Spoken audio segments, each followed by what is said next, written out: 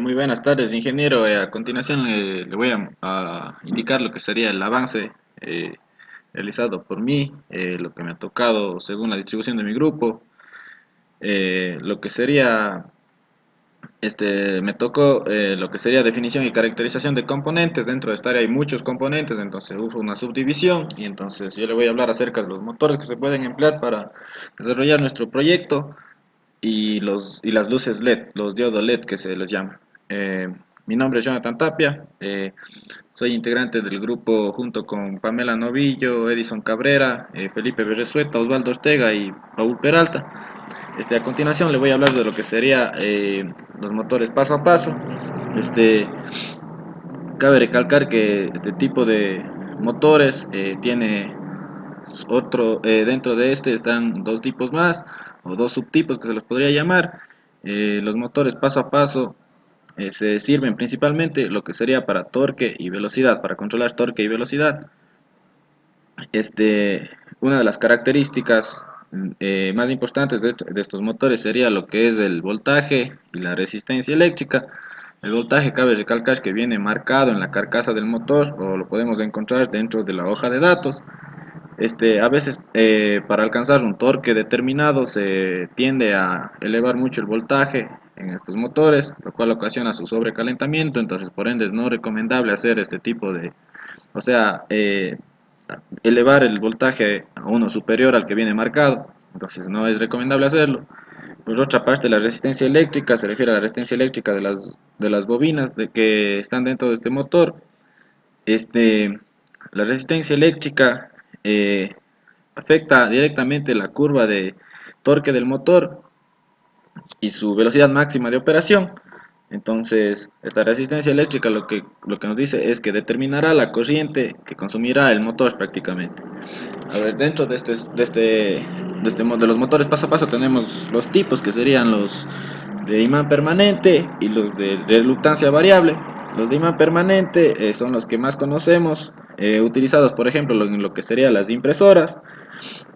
Como su nombre lo indica, posee un imán que aporta el campo magnético para la operación. Por otra parte, los de reluctancia variable, a diferencia de los de imán permanente, poseen un rotor de hierro que en condiciones de excitación del estator y bajo la acción de su campo magnético ofrece menor resistencia a ser atravesado por su flujo en la posición de equilibrio. Entonces, lo que nos dice que este tipo de su posicionamiento de régimen de carga dependerá de su inercia y no será posible predecir el punto exacto de reposo. De este tipo de motores tenemos una secuencia de pasos que se divide en tres. La primera secuencia para manejar este tipo de motores paso a paso sería la secuencia de paso completo doble. Como podemos ver, aquí tenemos cuatro tipos de pasos. Y en el primer paso siempre van a estar funcionando dos bobinas en este tipo de secuencia, como podemos ver en la imagen, en cuatro pasos. Por ejemplo, en el primer paso está funcionando la bobina A, la bobina B, y así en los otros pasos de igual manera funcionan dos bobinas. La siguiente secuencia sería la secuencia de paso completo básica, en la cual va a funcionar una bobina a la vez, a diferencia de la anterior que funcionaban dos.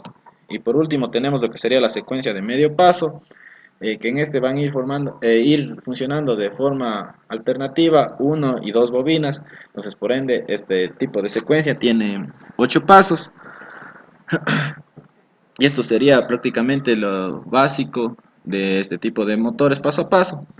A continuación vamos a ver lo que serían los servomotores. Aquí tenemos, como nos muestra la imagen, en los servomotores tenemos dos tipos: de corriente alterna aquí a la izquierda y de corriente continua a la derecha. Cabe recalcar que los servomotores son motores eléctricos a los que podemos controlar tanto la velocidad como la posición del eje que gira, también llamada dirección del eje o giro del rotor, como se le conoce. Las características principales de estos servomotores serían el par y la velocidad. El par es la fuerza que es capaz de hacer mediante su eje. El par también se puede llamar torque.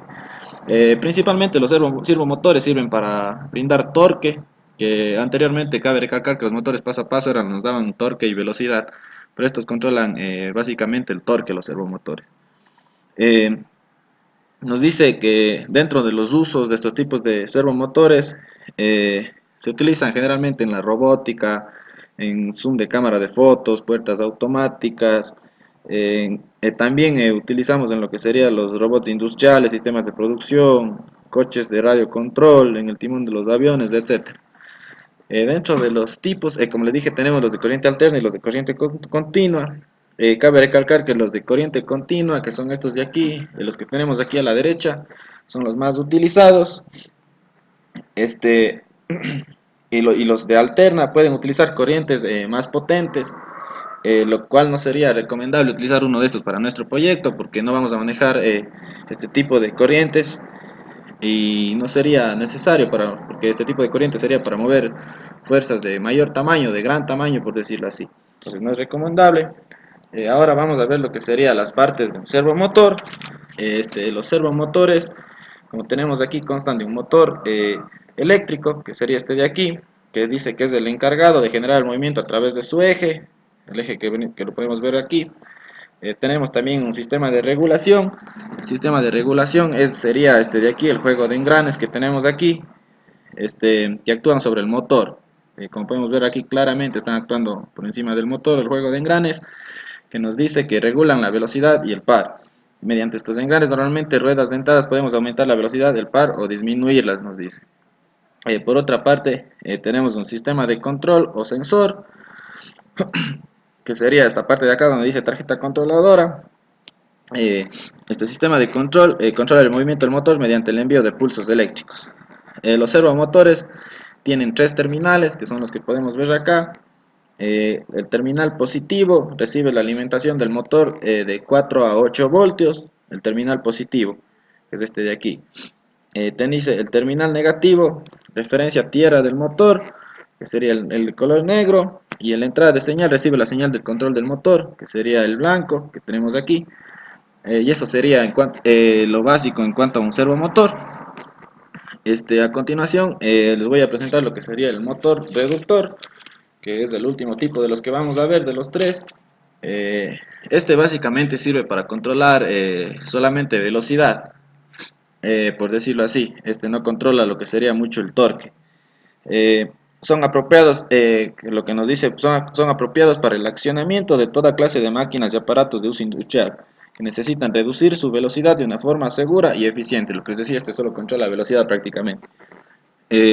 Tenemos el principio de funcionamiento de estos motor reductores. Eh,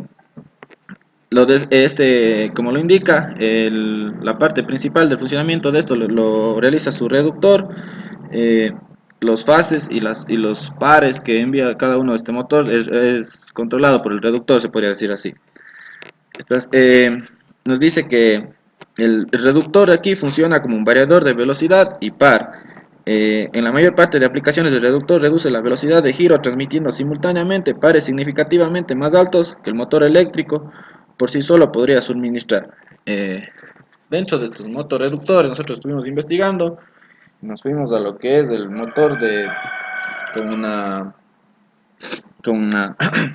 el motor que dice que sería con una relación de 10 a 1. Esto es lo que nos serviría para nuestro proyecto, para lo que estamos buscando y es más accesible a encontrar en nuestro medio. Las características de este tipo de motores reductores de 10 a 1, como les decía, es que aquí tenemos, en esta imagen tenemos lo que serían las dimensiones y estos tipos de motores reductores de 10 a 1 están destinados para un uso de 6 voltios.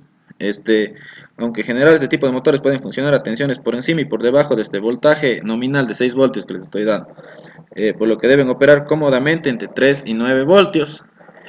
Cabe recalcar que nuestra tarjeta Arduino trabaja como máximo hasta 5 voltios, entonces este tipo de motor reductor sería ideal, por decirlo así, para nuestro vehículo evita obstáculos que queremos.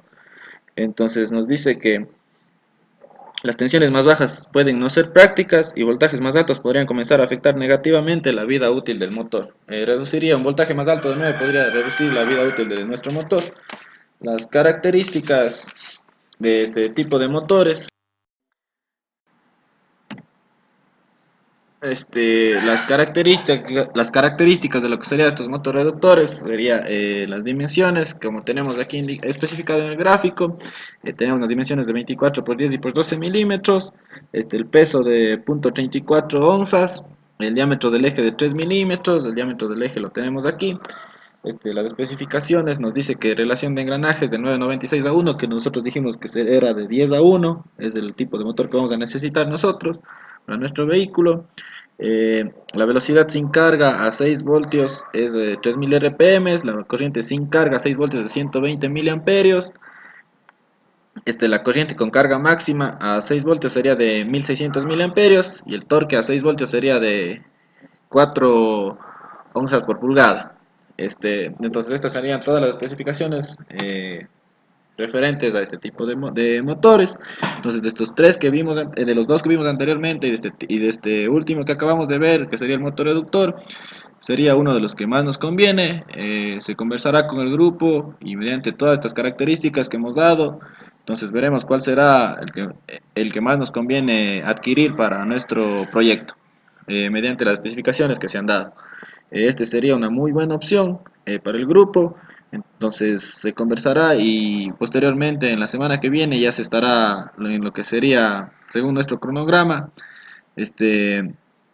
seleccionando ya las piezas y componentes a comprar para nuestro vehículo.